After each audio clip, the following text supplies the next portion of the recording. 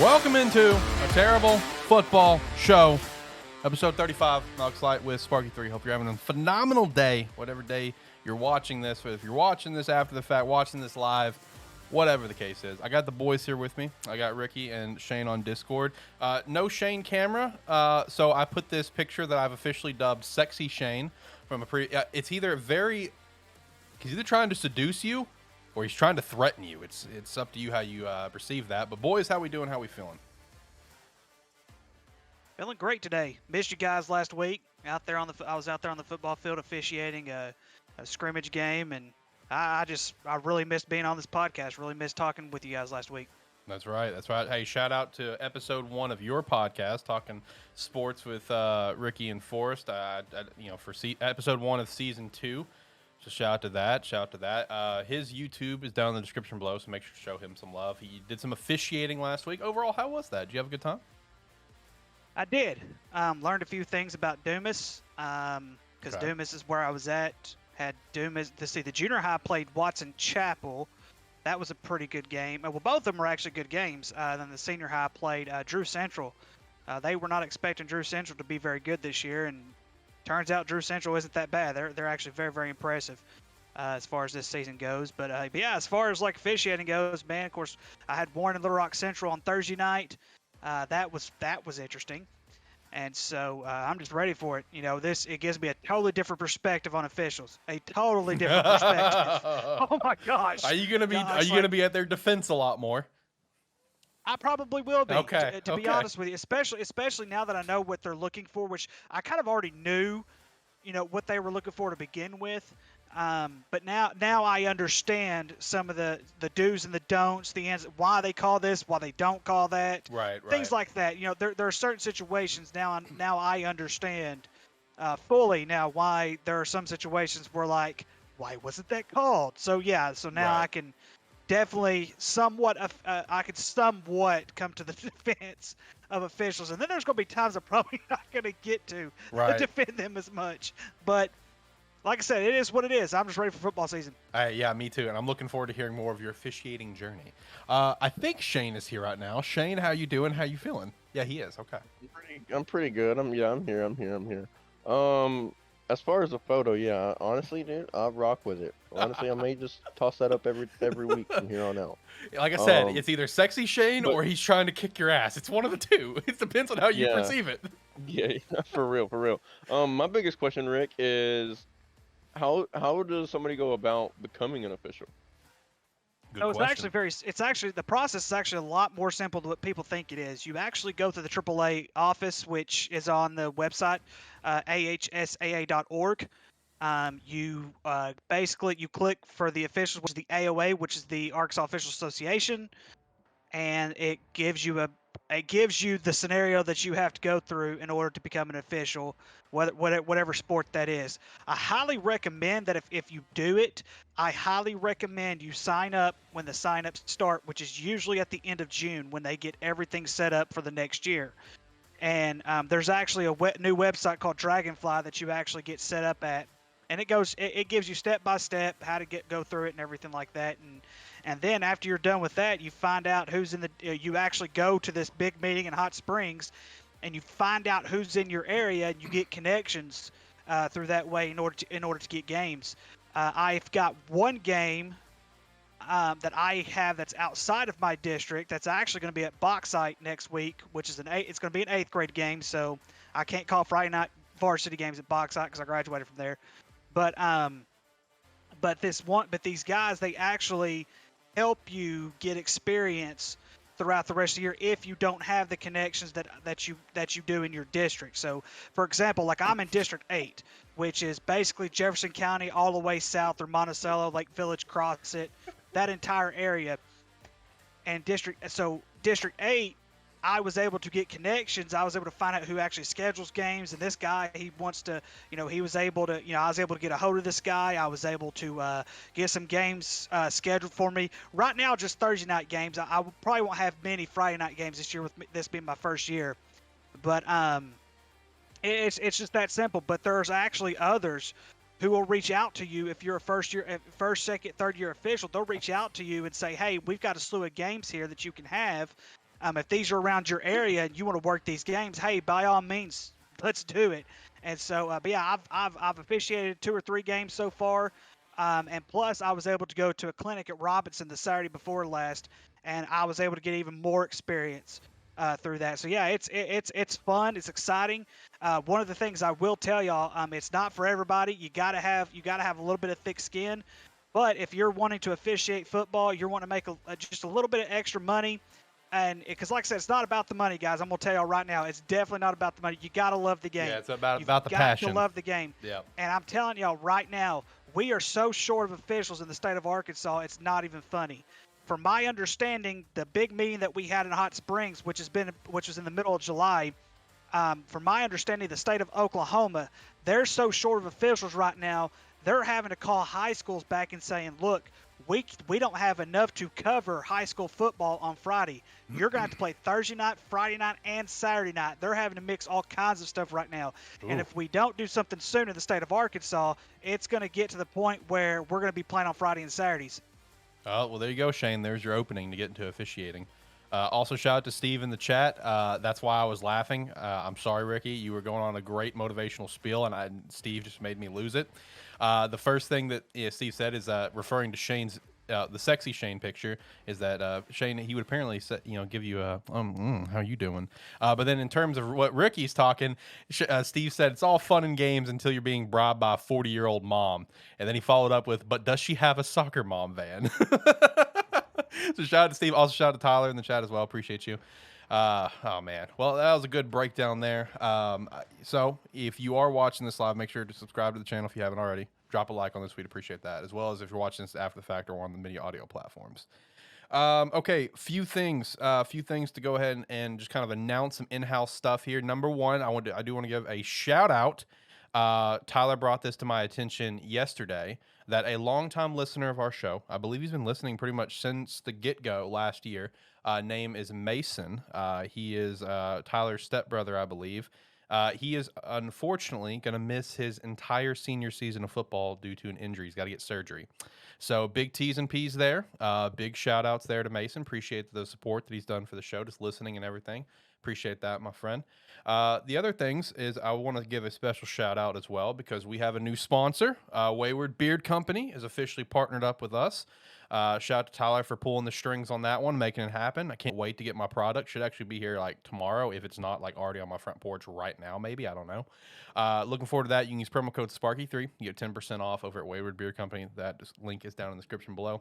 And of course, make sure to join the Discord. Join the Discord. That's linked down below as well. Okay, jumping into some talking points, though. The first thing I do want to shout out, and more in-house stuff here. So if you're new to this show and you don't know how we do, predictions and call games stuff, allow me to break it down for you. Obviously, if you listened to the show last season, you know how we handle it, but allow me to fully explain it. So normally the way we do it, we're calling every single NFL game start to finish. All season long, it's what we do. For college, obviously there's a lot of college games. We're not calling everything. I mean, I don't give a shit enough to do that. So what we did last year, of course, we have 3 game of the weeks that we always do. We have the FBS game of the week, FCS game of the week, and the terrible game of the week that we all collectively handpick. And then last season, how we did stuff is that the remaining 12 games, we go for a 15 game amount. We'd all just pick games we want to call. It'd usually all be different. We'd be calling a large slew of games. This year, we're going more uniform and streamlined here. So we're all calling the same 15 games. So we'll have the 3 game of the weeks and the remaining, and we'll pretty much always have ranked versus ranked matchups. And then whatever's left over, like we'll just, each the 3 of us will pick some games. And the reason I'm explaining all this is because for this season, we're not just doing it with, within ourselves here, in-house and me recording all the games and stuff. We actually have some pools that you can join at runyourpool.com. I have both the links in the description for college football and NFL. You can join those, compete against us all season long, and win a prize, depending on which one you win. I don't know what the prize is. Don't ask. I'll figure it out when I figure it out, but I promise you it will be worth your time. It will be a good prize. I just don't know what it is yet, because this is totally, completely, 100%, no doubt, planned in advance. We've known about this for weeks, okay? We've known we were going to do this. So that's how we work here at SparkE3. We properly plan. This definitely was not a spur-of-the-moment thing 2 days ago. Trust me on that. But yes, a prize will be in there as well, so make sure to join, compete against us. So with the 15 games picked out, they will be available for you to make your picks after the show on Tuesdays. Basically, by the end of Tuesday night, they will be updated in that poll for you to go on and make your picks. So, we'll announce it on the show. We'll announce our picks, whatever. For this week 1, we're going to be lenient on when you have to submit picks, because since like week 1 of college football officially is like from the 27th this weekend all the way to like the 4th of September, that's considered week 1. We as fans and the community call it week 0 for this week. That's not the case here. So basically, if we would set it up where you had to lock it in by game time, you would have to lock in every single pick, even for like 9-1 games, etc., by this Saturday. So we wanted to give ourselves a little extra time to kind of get some people in the poll, kind of a week prep. So no week 0 games. So for week 1, as long as you make your picks before the game starts, you'll be good. Now going forward, they will be locked where it's like you need to have all your games submitted by Saturday at noon. And NFL is going to be the same way. So Thursday night football is going to be a little bit different. You don't have to have your Sunday games by Thursday. It's Sunday by noon. All your games need to be locked in, essentially, minus the Thursday game. I think that's pretty much the gist of it. Oh, the other thing to kind of keep in mind is that the way that I have it set up on the site is that there is no partial ballots. So if you happen to forget something and you do like 14 of 15 and you miss one, sorry, that's going to count as 15 losses. That's how the site has it set up. There's other options I could do where it would take partial ballots, but we're not doing that nonsense. We're going every pick, just pick the games and let's have a good time. Like I said, there will be a prize. So compete against us. And win a prize. Shout out to Jacob. Jacob, I want to give a special shout out to. He joined in on our NFL draft show, and man, let me tell you, that man has one of the most beautiful mics that I've ever heard. His voice was so crisp and sexy. I was getting a little aroused listening to him. But that's a different story for a different day. We're not gonna get into that. We're here to talk about football. We're not here to talk about my thoughts. Anyway, so with that said, like I said, join those, both of them down in the description. I will give now our shout outs for college football week 1, the games that we have picked out that we're going to call. And like I said, it will be updated on the site later today. I'll get everything updated. So the 15 games that we have lined up for week 1 that we're going to be calling: number 7, Utah at Florida; number 24, Houston at UTSA; Western Kentucky at Hawaii; South Dakota State at Iowa. Shout out to Ricky on that one. Missouri State at UCA. Virginia Tech at Old Dominion. North Carolina at Appalachian State. Colorado State at number 8, Michigan. Number 4, Clemson at Georgia Tech. Number 5, BYU at USF. Number 11, Oregon at number 3, Georgia. Number 23, Cincy at number 19, Arkansas. And then for our FCS game of the week, we have Florida A&M and Jackson State. Our FBS game of the week, number 5, Notre Dame at number 2, Ohio State. And my favorite one, every single week, all season long, the terrible game of the week. So I want to point out, there are probably some other games that could have better fit a true terrible game of the week. But when this concept was randomly created on the spot with me and Tyler, the first game that we created it with was Vandy and UConn. That's where it started last year, just out of the blue. So it just felt right. It felt full circle to bring it back to UConn. So our terrible game of the week will be Central Connecticut at UConn. A UConn battle, a Connecticut battle to really kick off the terrible game of the week series there. So shout out to that. Like I said, those links down in the description below. Make sure to join. Got lots of chatting going on. Yes, much love, of course, man. Appreciate you. Absolutely.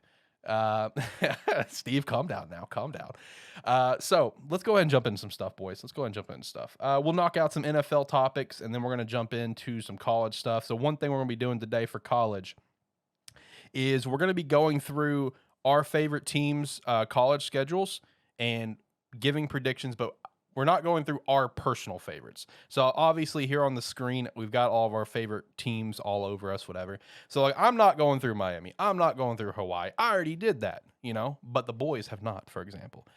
So I'll be going through Arkansas's schedule and giving my thoughts on how they're going to go. Shane will be going through that over there. Shane will be going through Miami for me, as well as Arkansas State for Ricky. Ricky will be going through Hawaii for me, as well as Oregon. And so that way I have a second team. In honor of Tyler, I will go through Penn State. I figure it'd be fun, outsider looking in sort of vibe, see how we're going to do. So we'll do that here later on in the show. But let's go ahead and just air out some stuff. I feel like let's go ahead and get the bad stuff out of the way, and then let's get into some good conversation. So Deshaun Watson's suspension is finalized. It was going to be 6 games for sure. That's what it was locked in at. There was set up to be the appeal. Looked like Roger Goodell was turning babyface there from his long-time stance as a heel. Suspended 11 games and fined $5 million. $5 million to slap on the wrist for that contract that he got. And man, his first game back is going to be at Houston.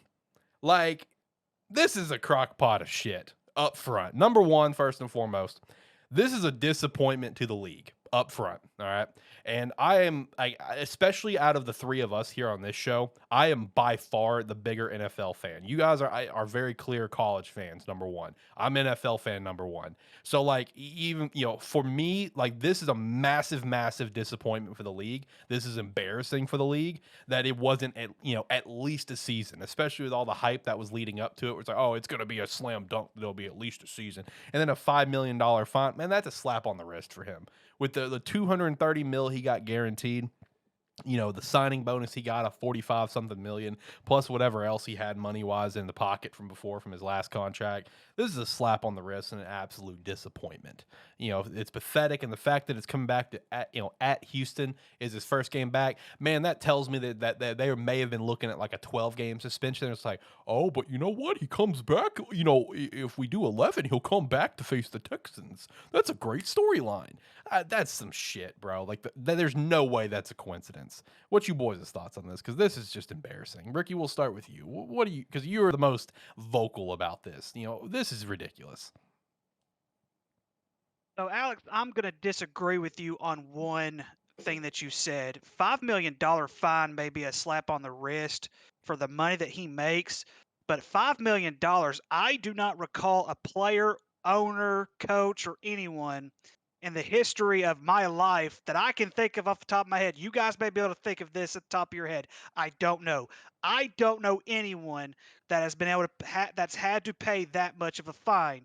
That is over 10% of next year's salary. And I understand that he's an athlete. I understand that he makes enough money, for the rest of his life. They all do. I mean, that's just the bottom line of it. But when it comes to as far as like a percentage wise goes, when it comes to the dollar amount, I'm okay with a $5 million fine. I'm still not okay with 11 games. I said it before. I've said it again. 2 years should have been the minimum, in my opinion, that he should have received. I do commend, however, the NFL for appealing the 6-game suspension. They didn't take much time at all to appeal it. They said we're going to appeal it. We're going to get this done. And I don't think necessarily that Roger Goodell necessarily became a babyface at this point, Alex. I think it was just the point of the NFLPA was willing to negotiate this and get it done very, very quickly. And I think they did get it done in a timely manner. Am I happy about it? Absolutely not. Now, one of the things I will say about this that really digs underneath my skin, and this is going to be the final time I talk about this, guys. We can bring this up on the show as much as you guys want to, and I will respect it. But this will be the last time I discuss Deshaun Watson, because I'm also one of those. It's time for me to move on with me being upset, with me being mad about this. I've got to move on from this, because I'm a huge believer in second chances. I just am, and I wish Deshaun Watson the best.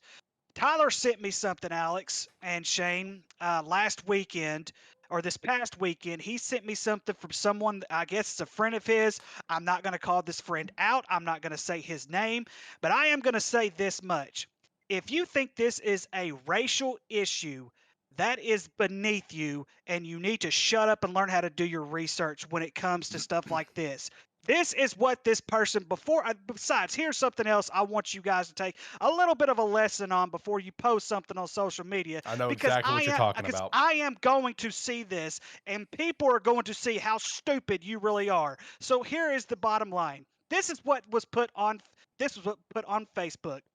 Ben Roethlisberger was charged with rape and started 15 games, no problem. First of all, he was not charged with anything, the same as Deshaun Watson. They were both the same exact case, sexual misconduct. Ben Roethlisberger did first receive 6 games, and then it was reduced to 4 after participating in some of the programs that Roger Goodell had told him to participate in. So therefore, you could shove whatever you just posted on that first little sentence right there and shove it where the good Lord split you. Black dude gets accused of it and won't even listen to his side. That's not the case. The case was Deshaun Watson. To this day, Deshaun Watson has admitted to doing any wrongdoing. Even if you look at the end of his press conference that he had when his 11-game suspension was handed down from him, Deshaun Watson did say, "I'm sorry to those that this affected," but he never once ever once said, "I did something wrong." Ben Roethlisberger owned up to his mistake, and he paid the penalty. It was one, and it was only time, and you never heard from it again. Not only did Deshaun Watson have 26 that filed a lawsuit on him, which 2 of them were eventually dropped, the Houston Texans paid off 30 other women. Basically, legal hush money, like I have kept saying over and over again. Yep. They kept giving legal hush money for all these women. We're talking over 50 women that he sexually assaulted, meaning, no, he did not rape them, but he made moves on them they were not comfortable with, and they did not acknowledge, they did not concede to. So no, this is not a racial issue. This is beneath you, whoever put this on here, and you need to learn how to do some research before you post anything else on here. And so that's all I'm going to say about this, guys. I'm done with Deshaun Watson. Like I said before, I'm a guy who believes in straightforward. I'm straightforward when it comes to second chances. I believe in a God who is great. Like I said, I'm not trying to push religion on anybody, because I'm the last one that needs to be pushing religion right now, to throwing some F-bombs up about this a few weeks back. But I am telling you, I am a God that has, I serve a God who deals with second chances. And you know what? He's going to deserve a second chance after he pays his fine. He's going to end up paying some kind of dues, in the long run. And I'm going to root for this guy because I'm a fan of football.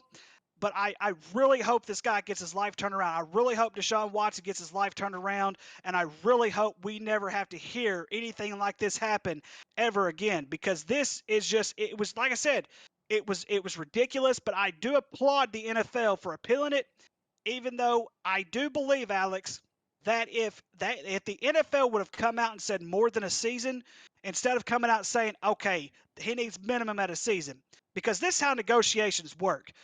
When you are someone that's getting accused of something and they know you want to serve this maximum time, you can negotiate and go a little bit in between that. Had they said 2 years, Alex, he probably would have gotten the full season, but the NFL screwed up on that part. But I'm moving on from it. That's all I'm saying about it. I will say one thing, and whenever I was leading off with the topic, I should have led that off. So I'm glad you brought it up in the sense that you did.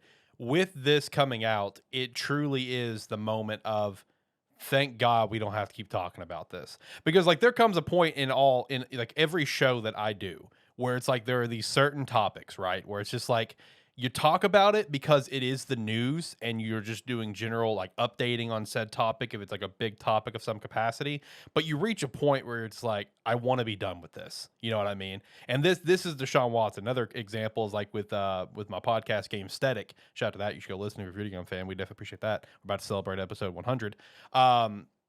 We had this big conspiracy theory last year with this company called Blue Box Game Studios, that they were actually Kojima, the creator of like Metal Gear Solid and stuff, this whole time. And it was just like, it would drug on way too long, but we were just talking about, because it was like a big thing. And it's like, we got to a point where like, all right, I'm kind of done talking about this. Like, can we move the fuck on? And it's kind of the same thing here, like with this suspension coming down, while we as, people that do the news or do podcasting or live shows on YouTube or whatever, while we can be done with it, he never will. This will be with his career forever, just like it was with Ben. People will always find a way to mention this, but thankfully we're done with it. The suspension is out. The suspension, is set in stone. We're good to go. While I think it's a load of crap, the suspension, especially when you look at who he's coming back to play, thankfully we're done. You know, it didn't drag on further. We're done, and we can just go ahead and move the hell on. I will say this much: if it happens again, we'll talk about it again. Exactly. You know, hey, we're just talking about the news, okay? We're doing our job. Shane, did you have anything that you wanted to throw in on this? Thoughts on the suspension, the fine, anything of the sorts, or anything that we said? Anything that's kind of running through your brain there? When it comes down to it, I mean, I still think it's not enough, right? But then again, when is enough? Right. Because I mean, I would love to for people. I mean, I would love to Roger Goodell make a statement out of this. He's in a position to do that, but at the end of the day, it's what Ricky says. It's a negotiation. Because he was never charged. Um, so am I happy with it? No. Was it definitely set up to where it can create a storyline with him coming back to the Texans? Absolutely. 100%. You know, I'm a person that doesn't really believe in coincidences. I mean, I understand they do happen, but most of the time they're mostly manifested. Right. And for him to just happen to come back and play his old team for his first game back in what will at that time be 2 years, yeah, I mean it definitely was set up. So I mean at the end of the day, I'm with y'all. I'm done talking about it. Hopefully he can get it past him and he can move on like we will. But at the end of the day, like you said, Alex, like it is gonna be with him. You know, like it was with Ben, like it was with Michael Vick, and I mean it's a stain on his career Yep. that hopefully he'll do great things in the community and on the field that it'll be a blimp on his career, but for the time being, his career is wrapped around it, and it probably is going to be for the next 5 years or so until he does start showing improvement. Outside of football and inside of football. Agreed. And one thing that you did say here, which we can use as a beautiful segue, is he'll be coming back playing against his former team. Well, speaking of playing against their former teams, to no surprise to literally anyone, Baker Mayfield has officially been named the starter for the Carolina Panthers. And of course, week 1, Cleveland is coming to visit Carolina Panthers. First off, I mean, I don't know anyone that would be shocked by this. I mean, I understand you're paying, Sam, 19 mil, but I mean, you traded for Baker for a reason, so it makes sense that he's a starter. He looked pretty well in this preseason, and I will say this season got a little bit more interesting though, because unfortunately Matt Corral, he went down with an injury that's going to basically sideline him for the entire season. So if this season goes to shit, like we all think it will, there is no oh, let's just throw Matt in there. We drafted him. Let's see how he is sort of thing. It's just going to be flipping between Baker and Sam. So the reason I want to bring that up is it will make for a very interesting offseason for Carolina. You know what I mean? Because they won't have any opportunity to see if Matt can be a guy. You know what I mean? Since he is going to be now missed the entire season. So I do want to ask you guys this as well. With that first game, you think Baker's going to get some revenge there? Or do you think Carolina's going to Cleveland's going to walk away with that dub? Because while Cleveland doesn't have their quarterback, Jacoby Brissett can play, he's not a terrible quarterback. He's a mid-range, he can do something. But you got to keep in mind they got a couple good running backs while Hunt's kind of, on the outs right now. He wants a new contract. They got good receivers, really good defense. I think people underestimate just how good Cleveland can be even without Watson, because they do have a good team. It's just, they don't have their quarterback. Right now, looking at a sports book here, Cleveland is actually plus 100 money line. So Carolina is favored, minus 120. How do you guys feel towards that game? You think Baker's going to get revenge, or you think Cleveland's going to shut Baker up?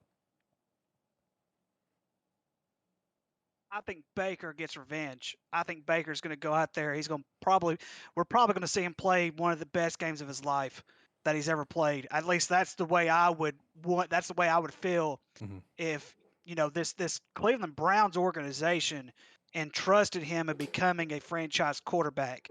And you saw it with the commercials that he did, with the endorsements that he had. Everything he did was around the Cleveland Browns, like every little thing that he did. And I'm not going to say that I blame Cleveland for wanting to move on and try something different. Yep. But I think the fact that you went out and got Deshaun Watson and paid him all this kinds of bukus of money after being away from the NFL while Baker Mayfield was still playing in the NFL during that time, Deshaun was, taking care of his legal stuff. That's kind of a low blow personally, business wise, yes, because there's always a business side, then there's always a personal side to it. Yeah. But I mean, personally, I mean, Baker should go out there and play the best game of his life. I mean, that's just all there is to it. And he needs to show, like, to me, he has something to prove. He needs to show the Cleveland Browns, hey, you made a mistake by wanting to get rid of me and trying to get somebody else, which ended up they did. But you know what I'm saying? Yeah. He has a lot more to prove. And don't forget, even though he's coming off an injury, Christian McCaffrey is still one of the best running backs in this league. So Yep. do not count out Christian McCaffrey. If he is fully 100% healthy, I don't care what defense he's playing. They have a chance to beat the Cleveland Browns in week 1. Steve threw out in chat, Baker throws 3 picks and Cleveland runs 250 yards collectively and wins by 8. I mean, that's possible too. That is possible. Both Very sides, true. yeah, both Very sides are, true. yeah. And then he also says until his glass body shatters, referring to C-Mac. Also true. Also true. I feel like that's gonna be one of the better games to watch week 1. Personally, it's one that I'm gonna tune into, for sure. And I'm in the mode where I want to see Baker just go off. I really do. I like the energy that Baker brings. Okay. I really do. I always have. Okay. I like the energy that he brings to a team. So I want him to have that revenge moment. I genuinely do. You know, Shane, what about you? Because I know you were hoping that Baker would go to your second favorite team, Seattle. You know, are you on the stance with us where you want to see Baker just get an absolutely beautiful revenge game?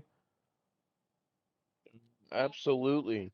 Mostly because I've always been a Baker fan.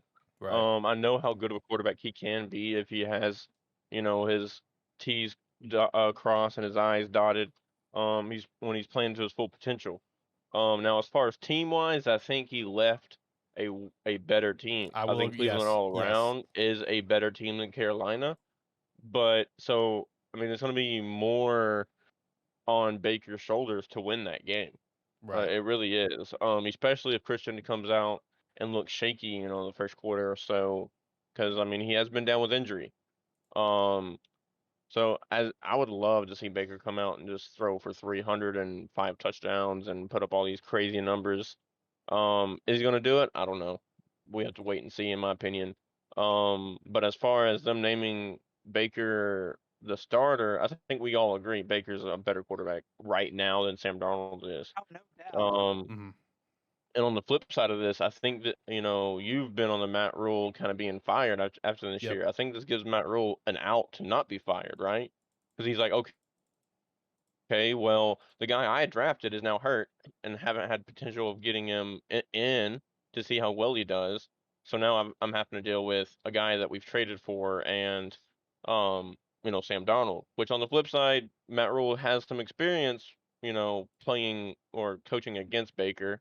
I'm pretty sure he was at Baylor when Yep. Baker was at Oklahoma, right? Correct. So I mean, he knows who Baker is for the most part. So I mean, that'll help him out. But at the end of the day, I think this will give him an out to at least be around one more year. Well, it depends on how the season comes together as well. I thought he should have been fired last year. I think he should have been as well. But I mean, Shane brings up a good point. As long as they can kind of pull things together, at least give him an out. But I don't know. I still think Matt's going to get fired. Personally, I feel like he's on a very, very short leash. I mean, a very, very short leash. Speaking of being on a short leash, the other question that I had, and this is this is an interesting conversation because like out of the three of us, I think like me and Ricky especially have been very adamant that it's going to take some time. I could be wrong on Ricky. Ricky, I may be drawing a blank on how you felt on this. I feel like you were in the same boat as me where it's going to take time. Meanwhile, Shane was over here saying week 5, week 1, it's happening. And now, and we kind of laughed it off like no big deal. But now we're looking at it. It's a legitimate topic. How short is Mitchell Trubisky's leash up in Pittsburgh before Kenny Pickett's going to step in? Because I feel like, from everything that I'm kind of hearing and seeing, man, Pittsburgh is beyond sold on Kenny Pickett. And from what I'm hearing, Trubisky's leash is going to be very, very short, which I didn't think so. I mean, you got Mike Tomlin at the helm. I thought Trubisky would have to really, really play bad and be like, 13 weeks into the year before we're going to see Kenny. But now it's looking like, Shane's prediction of like week 1, week 3, as Steve just shouted out, week 5 is looking a little bit more likely. What you boys' thoughts on this? Because I might have to start looking at that train a little bit more, that Kenny Pickett could be the guy a lot sooner. Well, they drafted him in the first round for a reason. Exactly. I mean, and the way usually, not always, but usually when you draft someone in the first round, you're saying, okay, this guy's ready to play right now. Now, I've said this before, and I will say this again. I understood why Pittsburgh drafted him. Kenny is a Pittsburgh guy. I get that. I still would have waited because I still think Pittsburgh had a chance to get him later on, but that's just me. I think this is more of an organization move than what I believe that it's a Mike Tomlin move. Mike Tomlin, I think, wants to stick with the veteran for now, even though Mitchell Trubisky has not really proven much. He has proven that at times he can play very, very well. But Mike Tomlin is also a short fuse guy, as in when his team is performing bad, it doesn't matter if it's the best player on the team, the worst player on the team. If they're playing bad, he's going to put whoever he thinks is the best one to win. So yeah, I mean, me personally, I think this is more of an organization thing than it is a Mike Tomlin thing. But that's just me. Okay. Okay. I mean, yeah. I mean, at the end of the day, I think Mike Tomlin wants to stick with Mitchell Trubisky.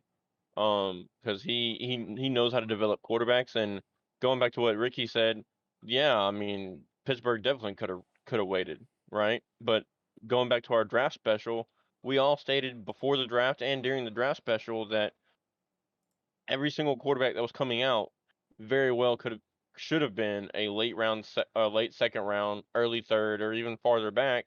If you're just looking at talent and what they can bring to the NFL side of football.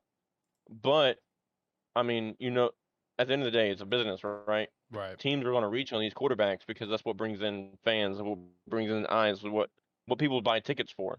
And I think that for that same reason, that if you see Pittsburgh go 0-3, 1-4, 2-6, something like that amongst those lines, fans are going to either going to stop coming or going to start demanding to see Kenny out there. That's why I've always thought it was going to be a short leash. It's what always happens. Fans are what makes an organization because at the end of the day, it's a business. So if fans aren't coming because they ain't getting what they want, then it's going to happen. So very well, you can see Kenny Pickett week 3, week 4, week 5, especially if they start out like 0-3. So. Oh man, if they start 0-3, it's looking like Kenny Pickett's show come week 5. Shane, if that ends up happening, if you end up nailing on the head and he ends up starting by week 5, I'll give you $20. How's that? Sounds good to me. Not That's because gonna I be easy not because I don't believe it, just because like you called that so far in advance. No, I'm not doubting it now. I'm just saying you called it so far ahead of everyone else. I'll throw in an extra $5, there we go. every week. There you go. There you go. Oh man, yeah, it's going to be interesting to watch what's going to happen in Pittsburgh because man, that's just such a tough division, man. And they're going to have I don't remember their schedule right off the top of my head. Let me pull it up real quick because I know like week 1 I think is versus. I've got it right here, Alex. They're at Cincinnati in week 1. Then they host the Patriots in week 2. Oh. They travel to Cleveland in week 3, and then they're at home in week 4 against the Jets. Week 5 they're at Buffalo. Do you think Buffalo is going to pick Kenny Pickett's first start? Oh my god, that'd be so brutal. Oh my god. See, looking at that schedule, you can very well start 1-2. Right? Yeah, easy. So very well them going 2-2 in their first 4. I think they're going to beat Cleveland. I think they're going to beat the Jets with or without Kenny Pickett. I think they can beat the Browns. This is what I can very well see. They start off 1-2, right? Mm-hmm. They start playing bad in that 4th game. Who was it against again? Sorry, my memory's like a cat. Game. The 4th game was the Jets. The Jets. I can see him start playing Mitchell Trubisky be bad in the first half against the Jets for whatever reason. Pittsburgh thinking that, hey, we're a better team than the Jets. There's no reason why we should be losing this game, or it should be competitive. Kenny Pickett comes in, plays. He may not play outstanding, but plays to what they're expecting him to do, to be good enough to where he'll play in that first game, in that 4th game against the Jets. But I think the Bills very well could be his first start, especially if he brings it back and makes it competitive. Yeah, I definitely agree to that. It's gonna, like I said, it's gonna be very interesting to watch that battle, throughout this season, because Kenny Pickett was officially moved up to number 2 on the depth chart. So that could possibly also signal that Mason Rudolph's time is finally done. They may make him part of the final cuts. We'll see that here in a couple weeks, if he's gonna be part of final cuts or not, or if they're gonna hang on to him, have a 3-quarterback room, which that's possible too.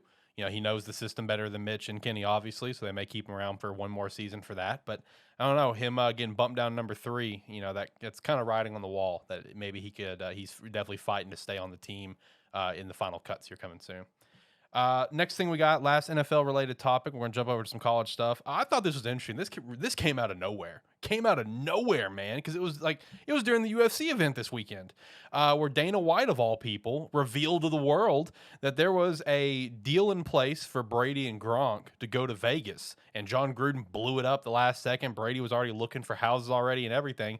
And if you guys remember when he was a free agent, right, there was a lot of rumors coming out from his camp that when one particular team or whatever didn't end up offering him a contract or whatever it was, there was rumors of him saying, "You're going to stick with that motherfucker," was the exact quote of Tom's. Now that we know this, we're looking at it. Is that motherfucker he's referring to? Is that Derek Carr? Because now that we know this, it could be Derek Carr, or it could also be Tennessee, because Tennessee was in the midst, and they kept Ryan Tannehill over Tom, which seems a little bit more likely that he would say that towards Ryan versus Derek. But man, that's a wild situation. Do you guys think that Tom was referring to Derek Carr there? Because like I said, the deal was apparently done. It was good to go. He was about to buy a house in Vegas. So could that actually been referring to Derek Carr? I think it most definitely could be. But then again, I don't think Tom's going to be a guy to come out and say if it was or wasn't until no chance. a year or two after he's retired, right? Yeah. So at this point, it's a speculation, but very well could be. Is there any doubt in my mind that he and Gronk could have went to Vegas? No, not at all. I think very well they could have been in Vegas. With just how that team's built and where they are located. So yeah. And as far as Tannehill goes, I think it's more so Tennessee side than it is Raider side. Just because the level of quarterback. But at the end of the day, you got to think who Tom Brady is, right? Mm-hmm. To him, every other quarterback's shit compared to him. So True. It could be an ego thing too. So who knows? Which he is. He's a very cocky individual, and which fair. Fair. Yeah, he has the accolades in the ring to do it. Exactly. So I'm not going to hold it against him. Ricky, how you feeling about that, especially since Raiders are your second favorite team? It could be, like Shane said. It's a possibility. Whether Tom meant it that way, I don't know. But we also have to look at both sides, gentlemen. Tom Brady, even at that point in his career, it was an unknown. There was no guarantee. Exactly. Yeah. There's no guarantee how long Tom Brady was actually going to be there. So it's, so for John Gruden, if this is true, which I believe that it's true that John Gruden probably nixed it. Well, also to add on to that, one key point that I forgot to mention referring to this is true. When Dana revealed this, it was in the middle of the new Gronk's show where it had all the Gronks talking. They were watching UFC together. Rob confirmed that this was true. That Dana was telling a true story. Rob personally confirmed it. So in some ways, if John Gruden nixed this deal, it's like, okay, do I want to take a quarterback who has been starting in the NFL? Because at this point, he had some NFL experience. I believe this quarterback has potential. We have a team that we've got to build up from the ground up as it is. Do I want to take that risk and say, hey, Tom, come over here. I'll get rid of Derek Carr, and then when you retire, I'll have to start all over again. So in some ways, if, like I said, with Gronk saying that this is true, and I believe it is, I know this is hard to say, guys, because I like I said, I still believe Tom is the greatest quarterback to ever play the game. I know that's debatable, but to me, he's the greatest quarterback to ever play the game. But when you're a coach in a situation like this, I don't blame John. I don't, because you're not guaranteed. You cannot. Listen, I understand that there's a chance you can win Super Bowls and things like this. I get that, because it's all part of the business. Because at the very end of the day, it's all about what you do in the regular season as well as in the postseason. And yes, John Gruden could have a Super Bowl ring, But if Tom Brady, but you have this other side, if Tom Brady is not guaranteeing him more than a couple of years, why would you take that risk of putting Derek Carr on the bench for 2 years? I wouldn't. If it was me, I personally wouldn't do that, just because of the simple fact is Derek Carr would have to be traded to another team. And when Tom retires, you're starting all over again. Now that we know that Tom has stayed more than a couple of years, which we know he had the retirement rumors last year and everything like that, during the offseason, he's like, yes, I'm going to retire. Then he comes back, I'm not going to retire. Basically pulled another Brett Favre.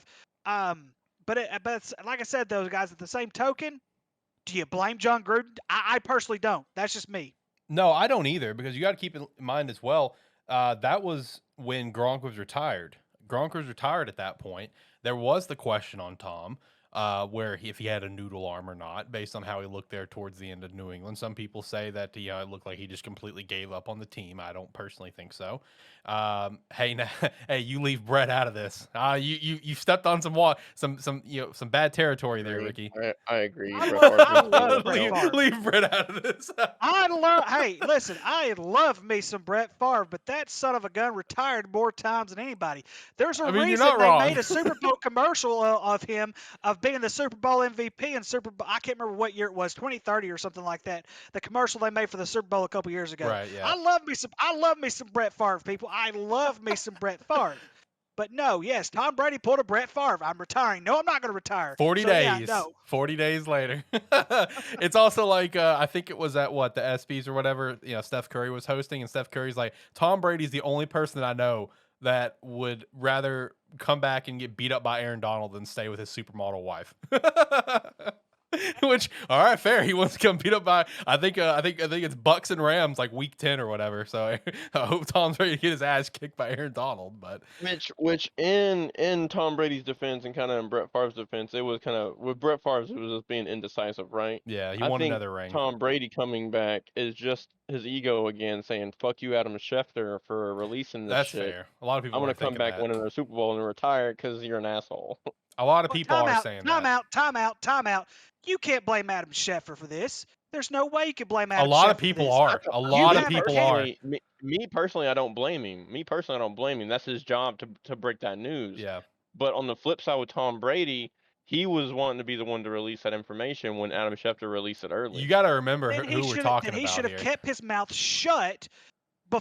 He should have just kept his mouth shut. He shouldn't have even told anyone. There were people in the camp, in Tom Brady's camp, that surrounds him, his agent and all of other kind of stuff. Because even his agent came out and said he was probably going to retire. So no, when you are a guy like him and you're indecisive on retirement, you keep your mouth shut. You don't tell nobody, not even your wife, hey, I'm thinking about retiring, because you and I both know Gretchen wants him to retire. Like, she wants him out of the National Football League, which I don't blame her. He's old. I mean, yeah.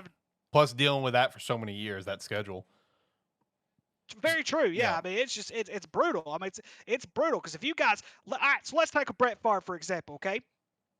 There was a summer Brett Favre did not tell anyone he was going to retire. He was really contemplating retirement. This was after the Minnesota Vikings had lost. I believe it was the NFC Championship game when they got beat, because he was beat up and he did not want to come back.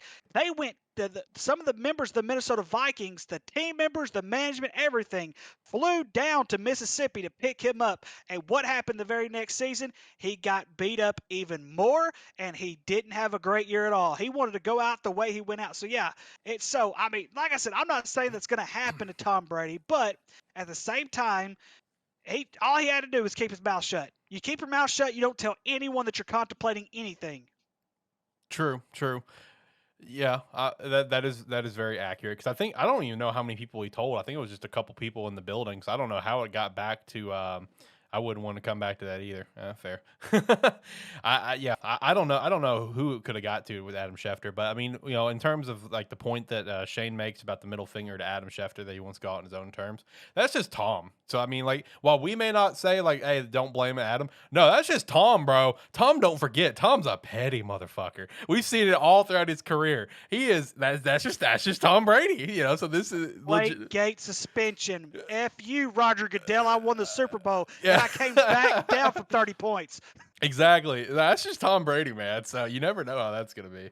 But no, that was fascinating to hear that news. I watched that clip the other night about Dana White talking about it and Rob confirming it. I'm like, wow, this is that's a very very fascinating thing there. Let's jump over to some college football, which I know probably just perked Shane up just a little bit, if you know what I mean. All right, so Yeah. we had some big news come out this week. This is big news because it's also it opens up like, okay, what's going to happen next? Not only for this conference, but for even other conferences, like let's say SEC. Like this is big. This is massive. You know, groundbreaking, historic. Big Ten has finalized a 7-year media rights deal with Fox, CBS, NBC, Peacock, and FS1 worth $7 billion to $8 billion. Billions. That's massive. It goes into effect in 2023. With this, they are aiming to expand up to 20 teams. They currently got 14 with 2 coming, so there's 4 teams left. And Oregon has entered the prelim talks to confirm, hey, are we part of your plans? Like, you know, are we in your thought process about this? So the big question is, and who could be the 4 teams for you guys? Because again, this was the commish of the Big Ten stepping up saying, yes, our goal is to expand up to 20. So in your mind, who could potentially be those 4?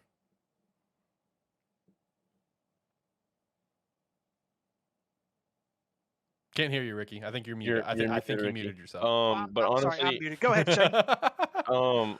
honestly, I don't know. I mean, I saw Ricky tossing his hands up, didn't really hear him that much, but yeah, I have no idea. I mean, if Washington and Oregon is gonna go there, to make the Washington's 16, not going to the Big Ten. Washington will not go to the Big Ten. I don't see that Washington's not going to make the Big Ten any kind of money. I don't think Washington's going to go to the But Big Oregon, Ten. I though, mean, I think that one's I fair. agree, but those were the 2 teams that were speculated to Yeah, go the there. original talks. Yeah. So if they are the ones that are being pulled in to make 16, I have no idea who they're gonna pull in for the other 4. It could be 4 Pac-12. They could pull in, you know, Arizona State for whatever god reason. Who knows what they're gonna do? I mean, and let me take back the Washington thing because Washington at one point was a very good asset to the Pac-12. So yeah, I take back what I said. Washington historically, probably you could probably see that, but I don't know with them in Washington State. I'm not sure. It's not really what I would call. Here's a pitch I would make, and hear me out on this, gentlemen. What about Notre Dame? See that's a fair one, and that's what I'm thinking is going to happen. What about let's think about this for just a second. Notre Dame, they're independent. They need to be in a conference because we have seen in the past, even somewhat last year, gentlemen, that even with what Notre Dame, they lost what 1, maybe 2 games last year. I can't remember. I think it was just 1 before. I think they were number 5 on the outside looking in or whatever it was for the deal. But I really believe them. I mean, I know they have a deal with the ACC. They're technically not in the ACC, even though they won the ACC championship in 2020 with COVID, what I call the COVID season. But Notre Dame needs to be in a conference. This independent bull crap needs to end, like for them, like now. I agree. Like, I mean, if you're a legitimate football program, which they are, if you ask any coach in the entire world, there are 2 jobs in this entire world that will always be the most attractive jobs, in my opinion. That's Notre Dame and Penn State. Historically, those are the 2 schools that are historically as far as like being able to coach at. And with Notre Dame not necessarily being in a conference, being in the Big Ten would really boost them because let's say you do have a season that you have 1 conference loss, but you beat a Michigan, you beat an Ohio State, you beat a Michigan State, you beat some of these big teams, and that 1 loss may be a game that you just didn't really show up a good Saturday for. And yet now you're going up against a 1-loss, let's say, well, ACC won't exist, but let's just say it was the ACC. And it's between you and the ACC. Who do you think they're going to pick over? Who do you think they're going to pick? The ACC, who plays nothing, well, I won't say nothing but crappy teams, because historically, Florida State, Miami, and all of them have usually been pretty good. But let's say today's ACC, if you have a 1-loss ACC team and a 1-loss Big Ten team with Notre Dame in it, who are you going to pick? You're going to pick Notre Dame. Because Notre Dame had the tougher schedule. They beat the better teams. They have more quality wins, even though if they have that 1 loss. So yes, I think Notre Dame should definitely be in the Big Ten, even though I really believe with the college football playoff talking about moving away from the NCAA for football. And I think by then you're going to see an expansion for the playoff anyway. Here's a couple that Steve threw out in the chat, and one of them I don't think would be a possibility, but he does bring up a couple other good options. So the ones that he pitched was Notre Dame, Miami, Florida. I don't see that one. No, Utah, Miami go to the SEC. Utah, probably Oregon, and Oklahoma State. How do we feel about like Utah and Oklahoma State? Because I was actually thinking Oklahoma State as we're kind of going through the conversation. Do you think they're just going to stay where they are at the Big 12? Which I feel like the Big 12, even with getting 4 teams that they are, I still feel like the writing's on the wall of the Big 12 is dead. I mean, even with the 4 teams they're getting, it's not a humongous boost in my opinion. How are we feeling about like Utah? Because I mean, Utah, they're part of the Pac-12, so they see the writing on the wall that we got to get the fuck out, just like USC and UCLA did, and Oregon wants to, Washington does. So how are you feeling about those? I think out of those, Notre Dame and Utah is probably the most likely. Miami, I don't think there's any shot. I think they're shooting for the SEC. I think so. Honestly, with Oklahoma and Texas shooting for the SEC too, I think Oklahoma State's #1 option would be the SEC. Would they get it? I don't think so. So their backup would be like, hey, Big 12's dead. Let's go somewhere where we can get some quality wins and have a chance. So it would be a good second option for them. But I think right now they're probably going to try to shoot for the SEC as well. But like I said, I don't think they will get it. Okay. I don't know, because part of me, and I guess it's just the competition to me, would you want to set yourself aside for like would you want to set yourself aside and create your own brand? Because to me, I think Oklahoma State would be in a perfect position. Just saying the Big 12 doesn't die out. It's almost like USC in the early 2000s. They made the Pac-10, which back then it was the Pac-10. They made the Pac-10 relevant. They made a brand for themselves. True. I'm not saying that Oklahoma State's going to be able to go on that level, but let's just say that they could get on that level. Then yes, I would see them trying to create their own brand. If the Big 12 ends up dying, then yes, the Big 10 would be the only option they would really have. I agree to that. Which on the flip side, real quick with the SEC, just say Oklahoma does come in, right? Then could you see a perhaps kind of a somewhat more of a Southwest conference because we already know Oklahoma and Texas is going, right? Yep, they're locked But in. what if Uh-huh. Oklahoma State and Baylor comes in, or TCU, or somebody like that? Speaking of That would be TCU, great. I did actually see like a couple rumors floating on Twitter that TCU is potentially a Big Ten potential team, which kind of shocks me. But I did see that floating around. Ricky's response is mine too. Oh my gosh. Oh goodness I gracious. know that's my response. Do I too. have to explain this again? Do I have to explain why we have conferences again, people? Do I really have to go in this? I wish one day I could get in front of a bunch of college coaches, athletic directors, presidents, and all other kind of stuff, and actually explain to them what competition actually means. You are literally going to destroy each other. You're going to destroy yourselves. Because here's the thing. This is hey, listen, and this is not breaking news, but apparently it has to be to some of these dumbasses that run these universities. So hint people, when a game happens, someone always wins and someone always loses. Yep. Think about that. You're destroying college sports. It's ridiculous. You might as well become the minor league NFL team. NFL is what you might as well. I mean, that's where it's the going NFL at might this as well point. sponsor it. Say this is going to be our minor league. Screw the XFL. This is the minor league that we're going to have, and we're going to draft you when we feel like you're ready. It's stupid. Look, Absolutely asinine. Listen, we're once college. once you think about it, with college football already talking about breaking off from NCAA That's football, true. like the NCAA, it basically already is, right? And at the end of the day, yeah, we can talk about competition and keeping people in regions to where we don't have these crazy travel schedules. But the thing is, at the end of the day, if they do break off, college football is going to be strictly even more of a business than what it already is. So, I mean, it sucks because I mean, Ricky, me, you, Alex, Tyler, everybody that in our age group in our area all grew up in the right time of to where we can still know what tradition is in college football. But unfortunately, with how it's going for the new age, it's gonna die. I mean, it's just gonna happen. College football is Yeah. going to be quickly approaching the point where, the way that it's always been, of course, is Division 1, 2, and 3. Division 1 split up in FBS and FCS. Soon it's going to get split up even more, where it'll be like, the peak, the middle, and then FCS essentially, because like you're going to start to see these huge conferences being made between like Big Ten and the SEC of basically all the creme de la creme, the top of the top, especially with the rumors that college football playoff is looking to leave NCAA and kind of do their own thing. Like you're going to see there's 134, 133 FBS teams currently. That is currently what is in college football. That's about to like be broken in half, over half, because like it's going to come down to where it's going to look like the NFL, where there's 32 teams essentially. Like that's the point that we're going to get to, is that it's going to be 32, like 40 teams in the top of college football, and then X amount of teams in the next level of college football, and then FCS level, which is still Division 1. Some people tend to forget that sometimes. FCS is Division 1. It's just a different level. It's a step. It's like Division 1B. Now we're gonna have like Division 1A, Division 1B, Division 1C, 1C being FCS. Like that's the point that we're reaching with these moves that are happening, where all these other teams in these conferences are just gonna get completely shafted to the wayside.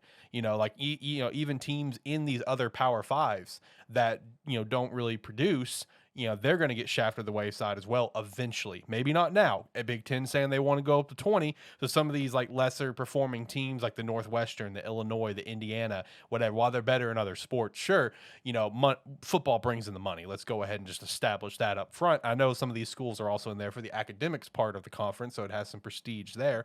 But I mean, it's going to reach a point where these teams that aren't performing are going to get the boot. Rutgers, Maryland, there's more examples. Vanderbilt finally at some point in the SEC. I know they're the academic part of it, and they have they have a good baseball team, right? I have no fucking idea. I think they have a good baseball team. So they they excel in other sports, but the money maker they're not excelling in. Like we're reaching that point in college football. I don't know how quickly we're gonna hit that point where we're gonna basically be Division 1, A, B, and C, but it's coming. And I hope, and people need to unfortunately get ready for it. While we're not fans of it, I loved like the old ways of like that we know of college football, the tradition of it, the conferences, whatever.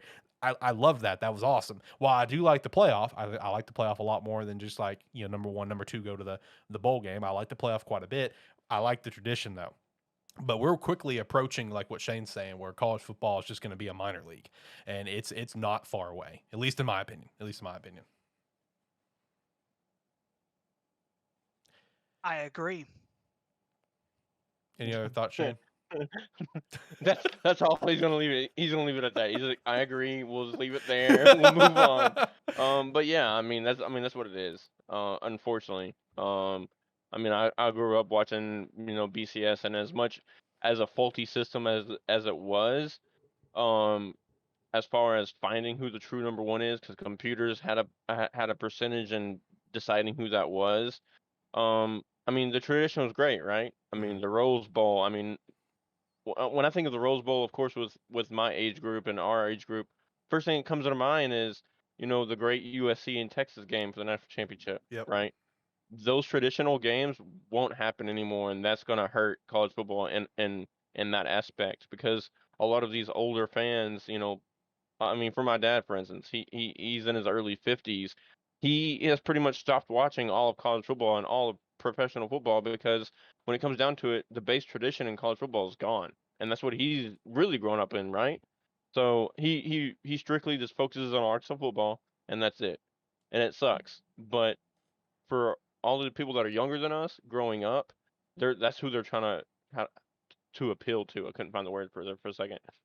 And so I mean that's what it's gonna be, unfortunately. But at the end of the day, it's gonna be competition. It's gonna really be able to find who is the best 2 teams, best 16 teams, or whatever it may be, to get into the playoff, to where they can play out who's gonna be the real champion. Yeah, true. One also thing you mentioned, Rose Bowl. It kind of dawned on me. It reminded me of this. I was watching Pat McAfee show like a week or 2 ago, and they had Kirk Herbstreit on for an interview, just kind of shooting the shit and chatting.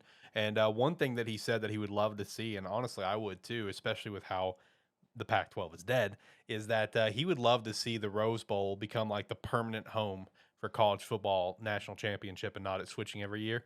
I think that would be pretty sweet, because the Rose Bowl, it's still obviously a thing, but the prestige for it's kind of dead because Pac-12's dead. That's just the fact. Unfortunately, that's the fact. And and the way Kirk was describing is that, like, as he said, as a commentator, and he said there are other commentators he's talked to that all agree, calling games at the Rose Bowl, it just has a different vibe than any other stadium in the country. So that would be something pretty sweet to see over time. Is that, like, the Rose Bowl may become like just the home, of the national championship. Because like I said, the prestige for it that we know now being a Pac-12 versus Big Ten battle, that prestige up once USC and UCLA is out of there, and Oregon's on their way too, and we know Pac-12's dead. That Rose Bowl tradition, that Rose Bowl feeling, really it's lost a lot of luster, unfortunately, because of the Pac-12.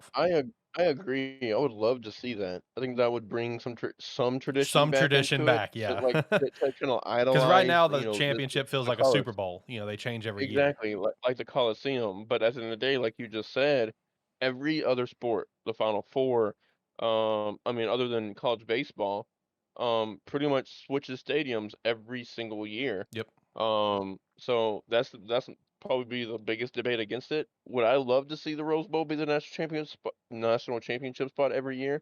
Yeah, that or the Cotton Bowl. I mean, growing up as a Razorback fan, those two bowls really have, pretty much molded my college football fandom. Mm-hmm. So, I mean, yeah, I would love that. Would it happen? I don't think so.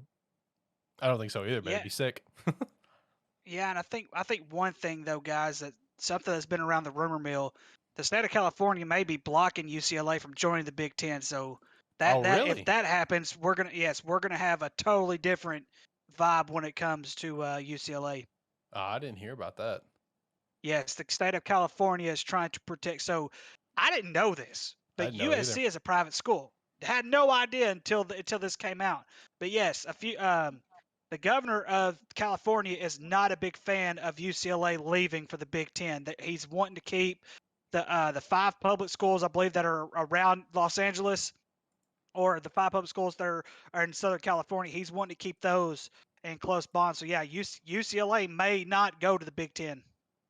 That would be interesting. I didn't know that was a potential thing. Yeah, I haven't seen about it, but I mean, I could see it. I mean, that sort of stuff happens in almost everything. Any sort of big move that's happening, there are always going to be other forces that are going to try to stop it in some capacity. I mean, hell, off topic, but it's that's happening right now in the video game industry. Earlier this year there was the bombshell news that Microsoft was purchasing Activision Blizzard. And that is a bombshell. That is a massive deal. And there are Sony right now is trying pretty hard to make sure that doesn't happen. And there are some other people in place, government wise and stuff, to my understanding, that are also potentially trying to shaft that deal, even though it's probably going to go through. So I mean, yeah, that happens in all capacities. So it wouldn't necessarily surprise me about that if Cali is actually trying to prevent that move from happening. But no, the Big Ten thing, with the Final 4 teams, that's gonna be wild to see who it's gonna be. I feel like Oregon's gonna go. Oregon can make them money up front, so I feel like Oregon's a lock. But then the remaining 3, I feel like Big Ten is having some serious conversation with Notre Dame, and Notre Dame just has to decide if they want to get rid of the independence part of things. You know what I mean? That's ultimately what it's going to come down to, is if Notre Dame wants to do that. So in my opinion, I think Notre Dame's a good one. I think Utah's a good one. And then that last spot, big question mark. Oklahoma State could be a possibility. I don't know. But either way, huge media rights deal. That's for damn sure. So I'll be kind of curious to see what's else going to happen in the college football landscape. Like, see if SEC, does something on a similar level here in the next few years or so. We'll have to keep an eye on that, because those two, of course, being like the 2 main conferences. All right, let's do some predicting here. So like I said at the beginning of the show, what we're gonna do is, especially since we already done NFL, and with NFL, of course, there's only 32 teams, so kind of makes it easier just to go ahead and give records for all those. We've pretty much already done that. Actually, you know what? Before we do this, Ricky, I just remembered this. I was about I just to bring it remembered up too, this. my man. I just remembered this. Okay, so when me and Shane were doing NFC last week, Ricky was unfortunately not able to be here because he had to officiate his game, and he hyped up his NFC picks the week before when he and I did AFC, and it was because of my team, the Bears. Okay, Ricky, you don't have to talk about a bunch of teams. Just give me yours. Just give me your thoughts on the Bears. Why 11 games? What's the deal? All right, so it's all about the schedule. I mean, true. If you look at their schedule and compare it with the Green Bay Packers outside of the division have a much tougher schedule than what the Chicago Bears Sure. do. Just by looking at the Chicago Bears schedule, and I went ahead and pulled it up. You knew it was coming. I knew it was coming. And I've had it pulled up. All right, so here we go. I'm going to name some teams that I believe are going to be almost guaranteed wins just right off the top. Just because this is just me saying I have no thought process whatsoever. I'm picking the Bears to win because I'm really banking on Justin Fields this year. Because you got to remember, Justin Fields, he had that feel last year, and I feel like he could be probably the most improved player that we're going to see in the National Football League this season. I'm also banking on David Montgomery carrying this team as well as a few others that are even though the roster, you can look at the roster and be like, man, this is just not a pretty roster.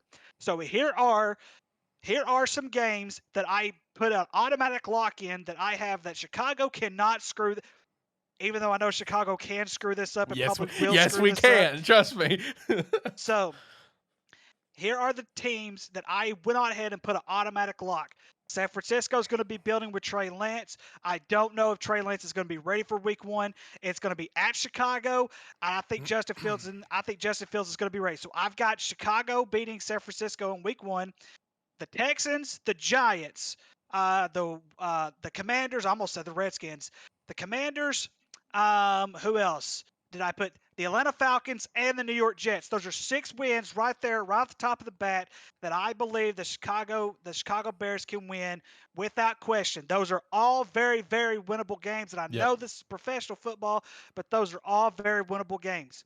One thing that I'm counting on is them splitting in the division. Like I had them splitting with everyone in the division, including the Green Bay Packers, because I believe at that point, according to the schedule that I have, the Bears will be like on a 3 or 4 game winning streak when they play the Packers in Week 13. It is going to be a home game. But I feel like with the Packers schedule being so heavy and they're going to be a little bit beat up by the time they get to Week 13. And I really believe that this is going to be a crucial game. I really believe that, like I said, I'm banking on Justin Fields being that good football player. I really believe, I believe in this guy. I really believe he's going to be ready for this tactic. I also have them winning in Week 7, and I know this is going to sound crazy. I have them beating New England in Week 7. Why? Because New England is not that good right now. They're just not. They're still rebuilding. I love me some Mac Jones, but I don't think Bill Belichick and Robert Kraft have been able to build any kind of product around him to accurately win football games. So I do have them beating. I do have them beating the Patriots. I have them beating Miami at home. I understand that Miami has Tyreek Hill now. I understand that he's an explosive player. I don't trust Tua yet. So that was one of those I kind of had to flip, okay? Because I also had Miami sort of having somewhat of a good season, but I don't know how much I trust Tua at this point. And that's when I made that pick. And then of course I have them splitting with the Vikings. And of course, and as well as Detroit. So if you look at it, this is what I had. Let me see here. I have them winning 12 games, guys.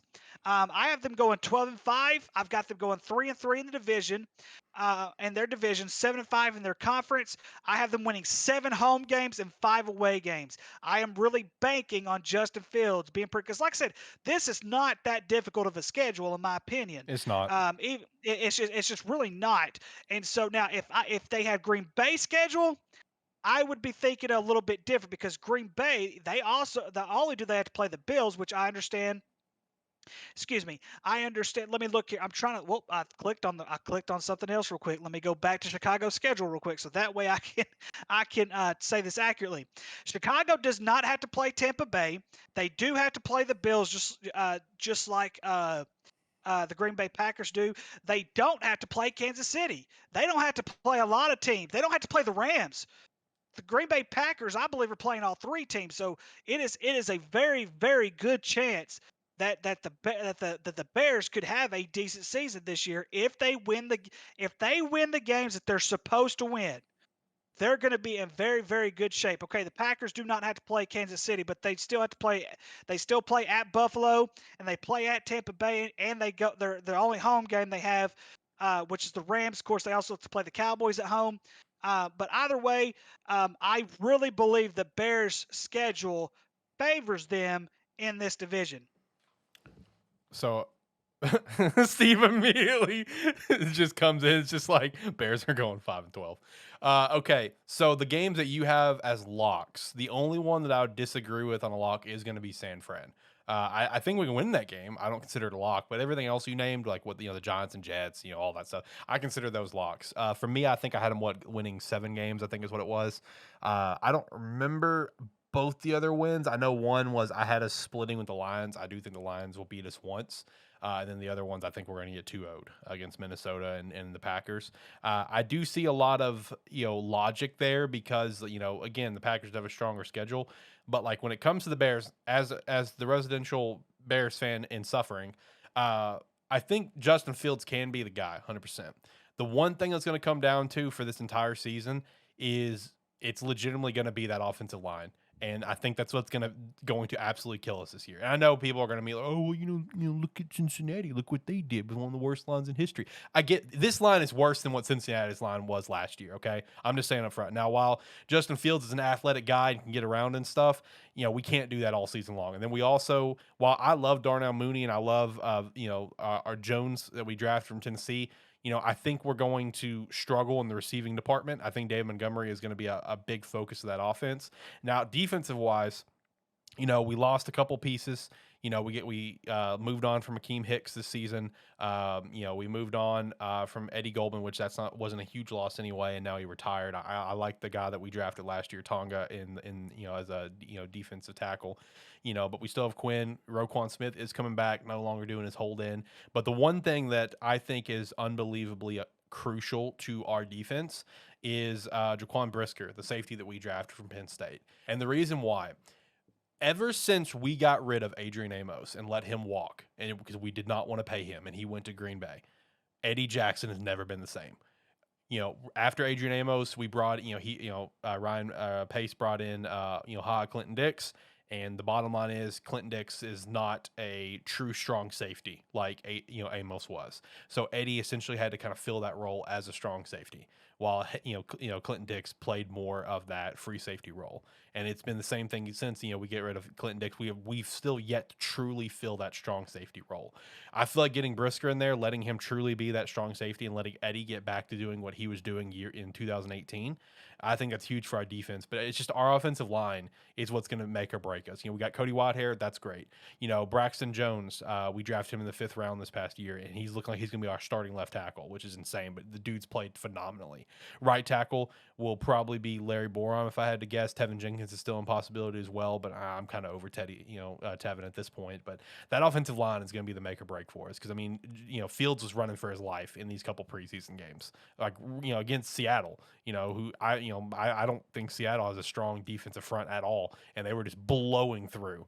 So while I do see some logic, I personally can't see that record because Justin's going to struggle, because of that offensive line. But I don't know. I appreciate the love though for Chicago and Justin. Hopefully that is the case. I would love for that to be the case. I just don't think it will. That's all it was just love, I man. I just that. wanted you.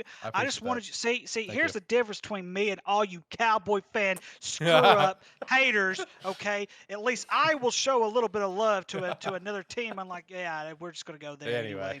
All right. Speaking of hey, other teams, something else that I'll bring up real quick. Something that was absolutely hilarious. Did you guys happen to see the Madden simulator that they did? They had what? The simulation had the simulation had the Jets winning the AFC East with 11 games. What? They had the oh my god. They had the Indianapolis Colts went 16-1. Hey, Dak Prescott wins the MVP. Colts, baby. I don't remember how many games I had them winning, but they're going to be a team. They're going to be a wagon. Let's go. The more I see this roster, the more I'm agreeing with you. That's one of the other things I've had to look at this roster. Matt Ryan's got to be the guy. I love Matt Ryan. I love Matt Ryan too. I just don't know if he can do it. I just don't know if he can do it anymore. I mean, I just don't think he can do it anymore. This team for the Colts is just as good, if not better, than his Super Bowl team. Like legit. Like the only area they lack is at some wide receiver options. But I think Michael Pittman, I mean, he got over 1,000 yards last year. I think Michael Pittman's going to have an unbelievable year. They have a better running back now than when he had Michael Turner, the burner, or in the Super Bowl, they had Tevin Coleman and Devontae Freeman. You know, Jonathan Taylor blows them all three out of the water. You know, a better defense than he had, you know, when they went to the Super Bowl. I mean, this best offensive line he's had in his entire career. I mean, I'm telling you, man, Colts they're going to be a wagon. This is by far the best team, by far, not even close, even with that Super Bowl team, than what Matt Ryan has ever had. There we go. Ever. He may not have the best weapons ever. I think we can all agree to that, but his weapons aren't bad. That's the thing. Exactly. And on the flip side of this, I was listening to ironically it was Dari and Mel. Okay. All right. Now, Dari had this take that the Colts are gonna they either have two ways of going this season. Either one, they're gonna come out like what I think they are and produce, right? Very well Super Bowl contenders, as long as you get out of that tough AFC, right? Or on the flip side, they're not gonna produce as well as they should because the AFC is so strong, and they'll be like the Chargers team from last year. Right. When you have so much talent on that team, but for some reason it just doesn't produce wins. So we'll see, but I do agree the Colts are a wagon. I mean, on paper, they're a top 5 team, if not higher. And then going back to the Bears thing, since I really didn't get to chime in there, Ricky, I agree with you. With that schedule and how it fits out, I can definitely see it happening. But going back to what he said, that offensive line is a big struggle. And unfortunately, they don't have a Jamar Chase. They don't have a Joe Barrow to sit there and produce there. And as far as running backs goes, I'm not too happy with the Bears running backs. I know Alex has a different opinion on that. I think David is overrated, but I don't think he's bad. Like that's been my stance as a Bears fan since he has been drafted by us. I don't think he's a top 10 running back, but I think he's all right. You know, that I've been firm on that stance. He doesn't show me the flashes that I feel like I need to see. But I will say, if they end up going 12-5 or 11-6 and competing for that division championship, Justin Fields will have to be in that MVP conversation to do so. Oh, for sure. Ricky, I feel like you're pulling up stats. Are you pulling up stats? I think you're pulling up stats. I am pulling up stats. I'm trying You're trying to pull up David Montgomery stats, aren't you? I'm like, yes, I'm having to pull it because I'm like, wait a minute, maybe I'm just looking at this a little. I mean, he's not a bad running back. I think he's just overrated. I don't think he's, this top 5 running back that Bears fans seem to make him out to be, because Bears fans do. I mean, trust me, I'm on Bears Twitter. Like, we make him out to be like he's like a fucking Jonathan Taylor or Derrick Henry, and I'm like, guys, relax. He's okay. If we're talking just strictly Bears running backs, he's not even better than Matt Forte. Matt Forte was landslides better than him. Like, he's not bad. I just don't think he's amazing. I think he's just okay. I'm not sold on him. Look at it, but here's the thing though, Alex. He played in 13 games last year. Yep. Because wasn't he injured at the end of the year? Yeah, I believe it was either the middle or the end, one of the two. So he would have broken. He'd easily broken 1,000 yards. I mean, the year before he broke 1,000 yards. But I mean, still, even with like you guys have said about how crappy the offensive line has been, it's not completely horrible. It could be worse. I mean, we'll see. We'll see if it could be worse. I don't know. I think this line's bad, but I mean, it could be. We'll see. Anyway, let's get back to college football, though. We got on a big tangent there. I apologize. Okay, so like I said at the beginning, we're going to do our favorite teams for college, but we're not personally doing it. So I'm not doing Miami and Hawaii. They're not doing Arkansas State, and Oregon. We're going to each be calling each other's favorite teams. Who wants to start? I've got Arkansas, since both of you are Arkansas fans. And in honor of Tyler, I will do Penn State. Shane has my favorite team, Miami, and Ricky's second favorite team, Arkansas State. And Ricky has Hawaii and Oregon. So who wants to start with one? Who wants to? For my opinion, if you want me to go first, I'll go first, because I would say Ricky, but I did kind of toss him under the bus, was giving him Hawaii. So I will take. I will take first. Go Bows, baby. Just because on the benefit of this, I want Alex to go last, because I want Arkansas to be last as we close up the show. Oh, come on! So, yes, I kind of get the shit into the deal with going first. You son but of a bitch. Also get to listen to you praise Arkansas for the last 10 minutes of the show. Oh, you'll so be in for I'm a all shock for then, that. bud. Let's get to it. All right, so I'm going to start off with Arkansas State, which I think is a much tougher situation as the two teams I have, which is Arkansas and Miami, or I mean Arkansas State and Miami. Week 1, Grambling State. It is at home against in Jonesboro. Me personally, just by what I've seen from Arkansas State, it could be very well a toss-up game. So I'm going to give it to Arkansas State because it's at home. Stop. Okay, all right, dude. We're not doing this. Arkansas State's gonna blow them out by 50 points, and I'll put Look, money dude. on that. Grambling? Grambling is Dude, horrible. Grambling, as bad as they've seen, they've looked pretty good. They've had glimpses. Okay, they've had glimpses. They beat who they beat last. They beat a pretty decent team, a pretty good team last year. I don't know, I forgot who it was, but I am gonna give it to Arkansas State. Week 2, Ohio State. I think that's a loss. Memphis, I think they're better than what people give them credit this year. That's a loss too. Old Dominion, that's a win, starting off 2-2. Losing in Monroe, that's at home, but I still think losing in Monroe is going to be better than Arkansas State right now. So that's a loss. James Madison, loss. Southern Miss, win. Lafayette, win. South Alabama, win. UMass, win. Texas State, loss, and Troy, loss. So going through real quick, that's win, loss, win, 2-2. I think I had them at what 6-6, 7-5, if I'm not mistaken, somewhere around there. Okay. Now do you want me to go straight into Miami, Yeah, or go do you ahead. want to do? Go ahead. Oh, okay. Yeah, go ahead. So going with Miami, I don't even know that first team that they're playing. BCU. Betham Cookham. Bethlehem Cookham, okay, win. Southern Miss, win. Texas A&M, just because I despise Texas A&M, I'm gonna give it to Miami. I think they can do it. Texas A&M pays billions and billions of dollars to go 7-5. Starting off 3-0 for the Hurricanes of the U. Middle Tennessee, that's gonna be a win.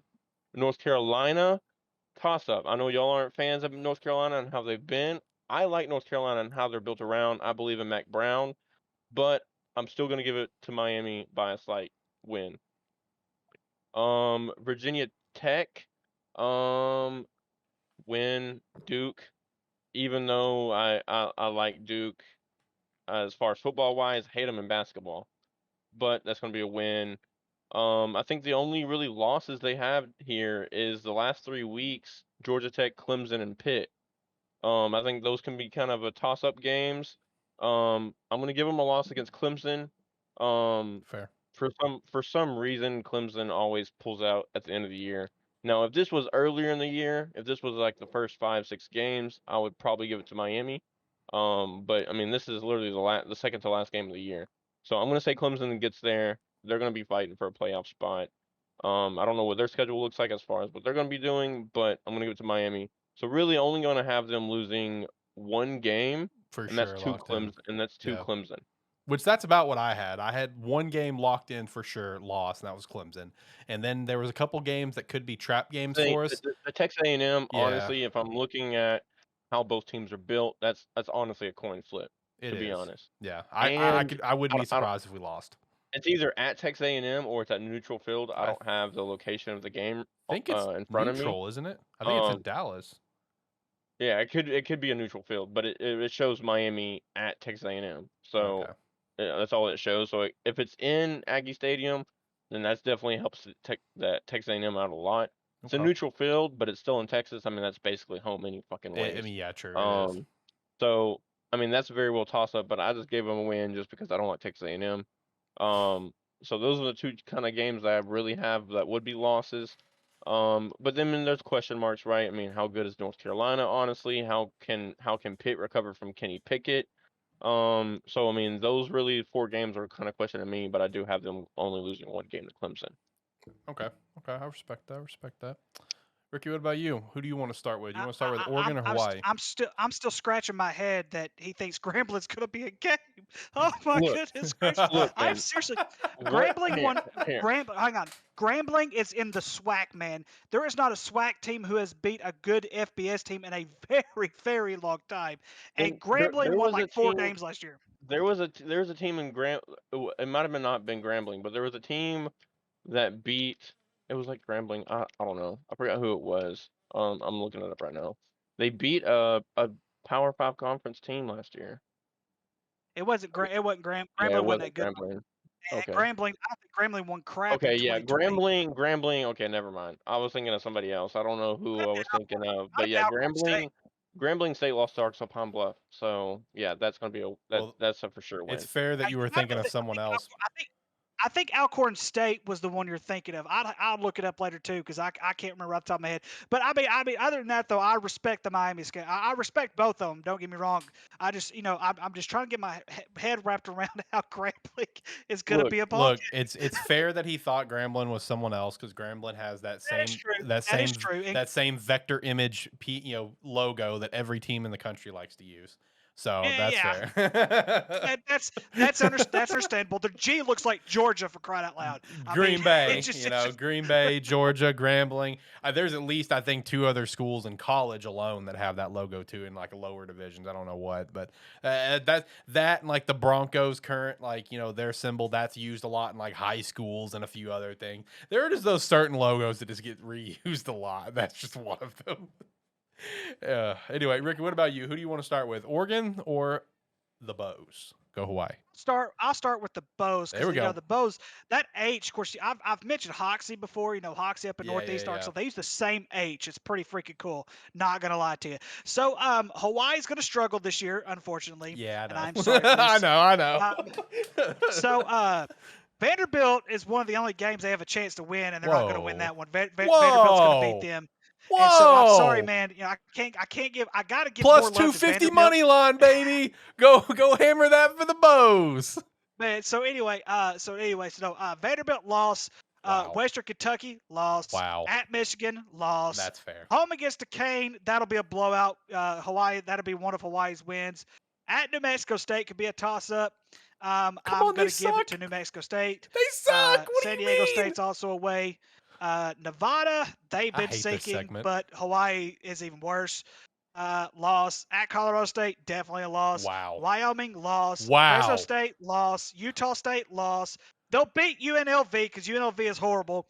And I'll go ahead and give them the win at San Jose State. You So better, because that's where our quarterback transferred Bows. to. Okay, you talked me into it. 2-10. Wow, 2-10. come on. So, Give Timmy Chang some chance here. We're not going to be that bad. Look, New Mexico State 2-10. stinks. Come on. Okay. They are bad. Okay. They are pretty bad. So we'll say, I'll say 4 wins, 4-8. That's a little bit more respectable, but 'cause I'm thinking I have them going like what I They're think they're not beating Vanderbilt. they're beating Vandy this weekend. Book it. They are not Book beating it. Vanderbilt. And they're going to beat so, Western all right. Kentucky too. I don't like this Okay, segment. hold your horses. Okay, Kentucky finished second in the East. That's not gonna fucking. But they lost the greatest quarterback in college football history. So what now?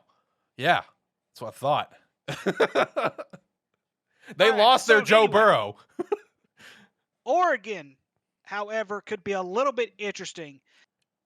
I don't know if you guys know this, but Georgia ranks from if I read the statistic correctly, Georgia ranks 122nd in the nation when it comes to return proficiency, which means from their returning starters or from their returning roster from last year, they rank 122nd. So Georgia is going to have a little bit of a newer look this year than what they did from last year.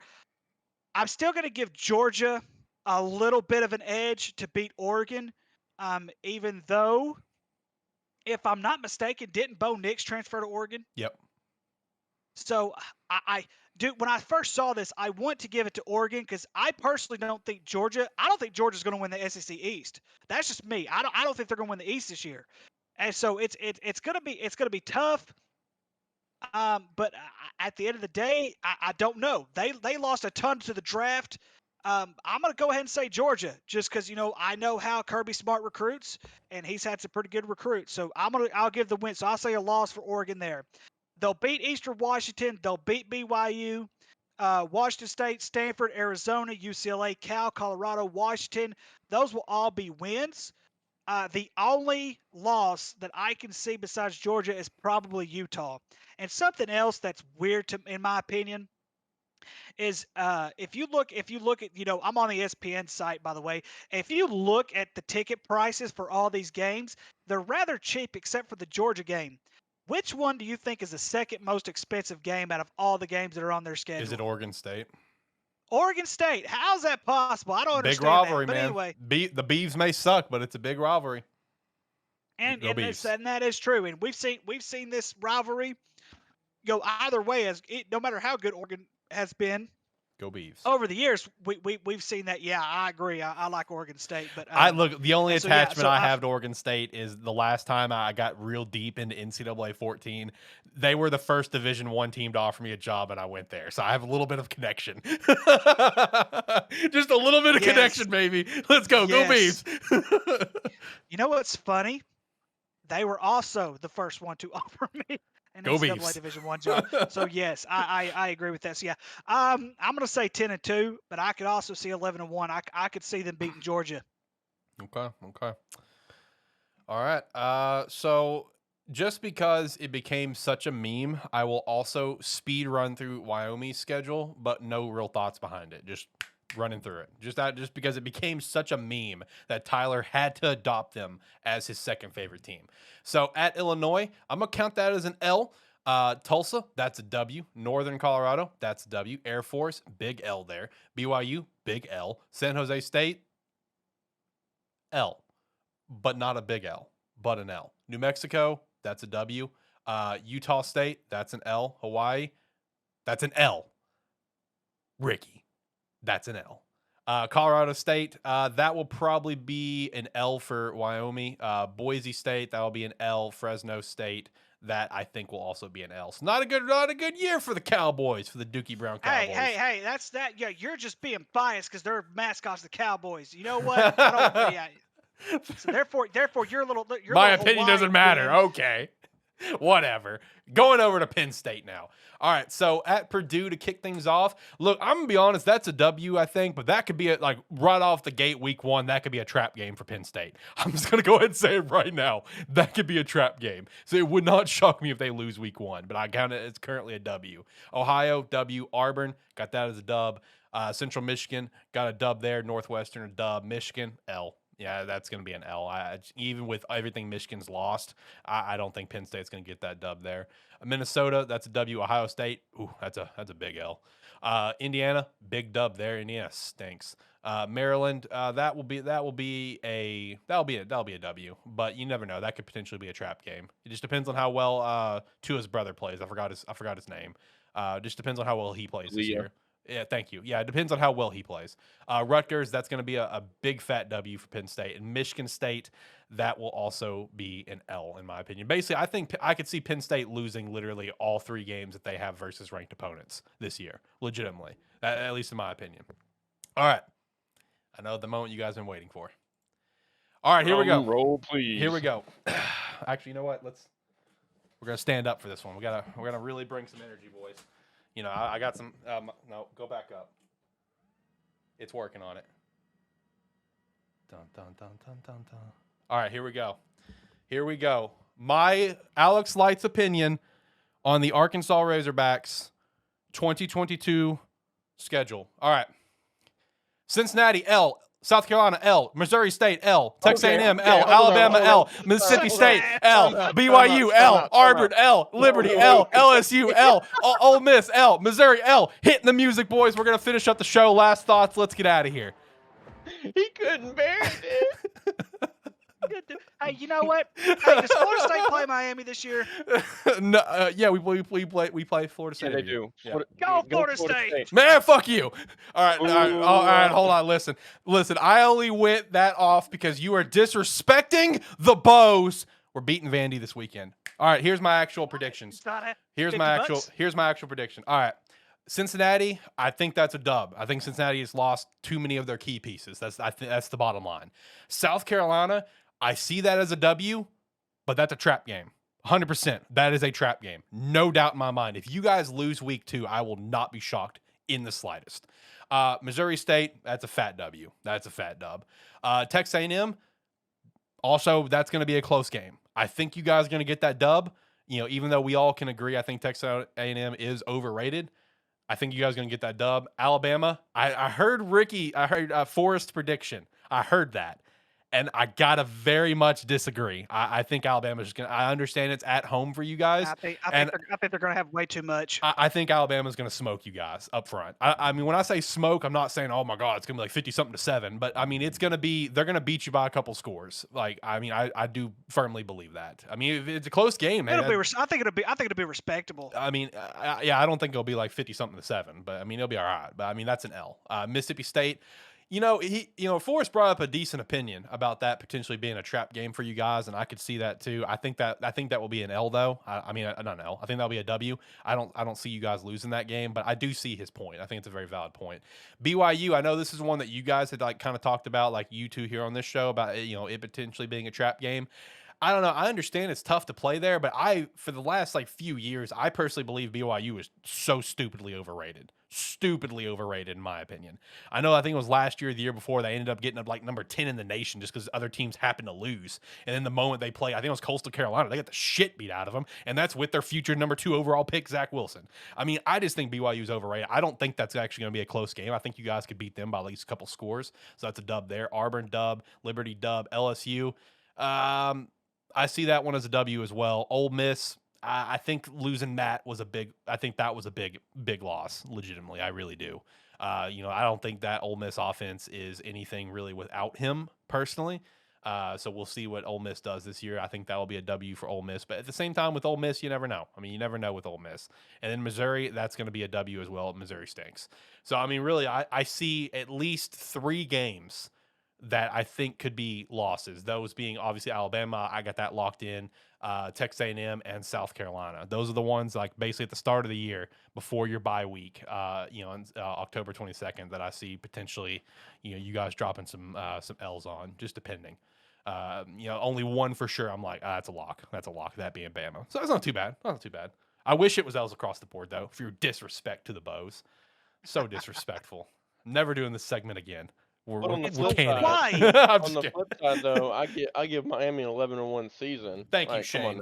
Thank you, Shane. At least you have some respect, Ricky. It's Hawaii. They're out in the middle of nowhere. Leave them alone. The Bows are going to be okay. They're going to win like 6 games. There are still people who believe Hawaii is outside of Florida. I mean, come on, people. Do you know where they are?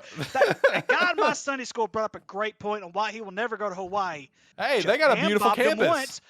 Why? What's keeping them from doing it again? They got a beautiful campus. And Aloha Stadium is getting renovated right now.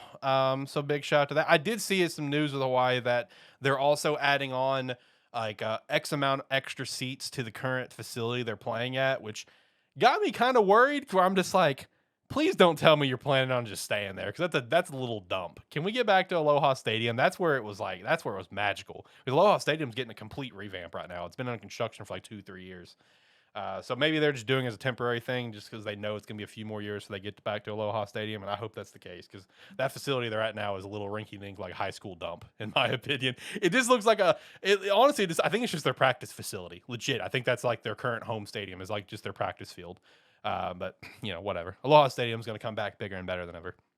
All right, so let's hit some quick hits here, and we'll work our way out of here. We're almost at like 2 hours on this, so work our way out. So the first thing up is Nick Saban extended to 2030, on a $93.6 million contract. So congratulations, guys. You got to deal with Nick Saban until 2030. So there you go.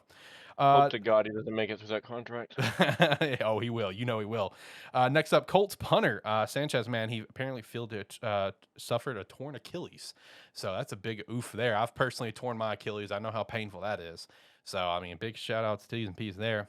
Next thing, story of this man's career. I legitimately just feel bad for this guy because, like, this guy is one of the biggest, like, what ifs, I feel like, in the NFL. The Saints have placed wide receiver Kevin White on the IR, his natural home. Man, this guy cannot ever stay healthy. I'm surprised I knew he was on the Saints, but I'm surprised the team will still ever give him a chance. And I understand it's because like of the talent that he has. I get it. But he literally legitimately cannot stay healthy. So that's just like the story of man's career. Next thing, and I thought this was kind of fun. So I've been putting up polls on our Twitter at Terrible FB Show. You should give us a follow. And for NFL division winners, we have now made it through the entire NFC. So I'm gonna shout out those those predictions. And next week we'll do AFC North's up right now. So for the NFC North, Twitter says that the Vikings will win the division, 50% of the votes. Packers with 41.7, Lions with 8.3, and the Bears with 0. Thanks, guys. Thanks, guys. Appreciate that. Where's the small violin at? Yeah, just that doesn't hurt at all. Anyway, the South. I don't know what Twitter's smoking, honestly, because the South, they got the Falcons winning 46.2, Saints with a 30.8, Bucks 15.4, and the Panthers 7.7. So, all right, Twitter. Shout out to you. For the East, the Eagles 47.1. Now that's a possibility, but here's what shocked me. They have the Commanders with a 35.3% of the votes, and Cowboys with only 11.8% of the votes, and the Giants with 5.9% of the votes. And then lastly, with the NFC West, Rams with 47.6% of the votes, 49ers with 33.3% of the votes, Cardinals and Seahawks both with 9.5% of the votes. So people voted for the Seahawks, but not one person, myself included, didn't vote for the Bears. That's just disrespectful. Flat out, once we get to the AFC South, I swear to Christ, if people vote for the Texans, but no one voted for the Bears, I'm gonna lose my shit.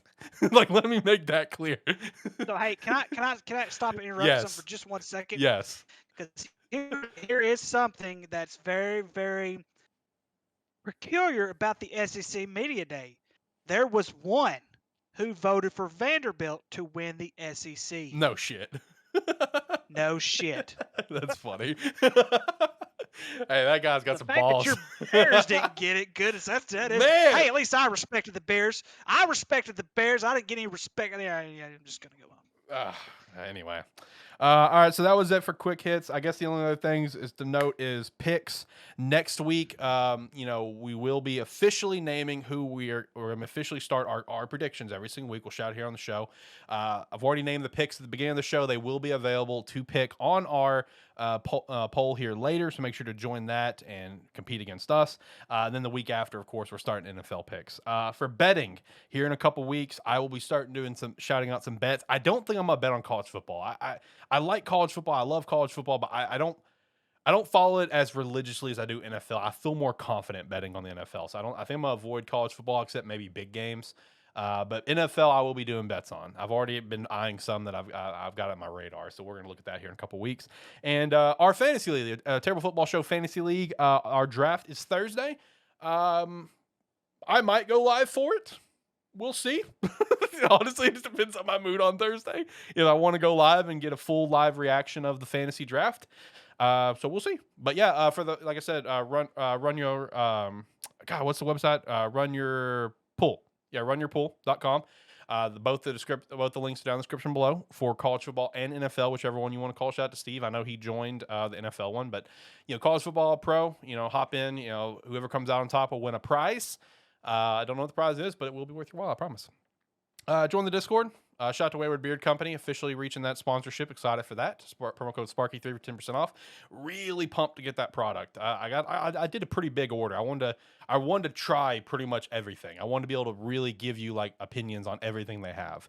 So I'm really pumped up about that. Do you know what my favorite Lamb of God song is, Alex? No, because we never talked about it, but I'd love to know. I'll shout out to other sponsors like Rogue Energy on the screen here. Promo code SparkE3 for 10% off, or promo code ROY03 for SparkE3 for 10% off as well. Sign up to the website, SparkE3.com. You sign up for free. It's not $5 a month. We'd appreciate that for sure. As well, check out the merch store. $5.12. All right, dude, you need to relax. SparkE3shop.com. Check that out as well. I'm going to hit the music. Boys, last thought, shout them out now. This is the time. Woo, Pig Suey, baby. Let's go. All right, Tyler. All right, you're muted. You're done. You're muted as well, Ricky. He's actually muted. Yeah, he's dancing. Okay, all right. Hey, yeah, thanks, Steve. Thanks for stopping by. See you next week here, and I'll if you're working tomorrow, I'll see you tomorrow. I'm stopping by your store tomorrow. But do you guys want to try to do the shout with me on the way out, or do I need to solo this? I thought I was muted. You're unmuted now. Okay, let's do it. All right. With all that said, thank you so much for listening to a terrible football show. Football show. We'll get this down eventually. Way delayed. We'll get it. We'll figure it out. We'll figure it out. It's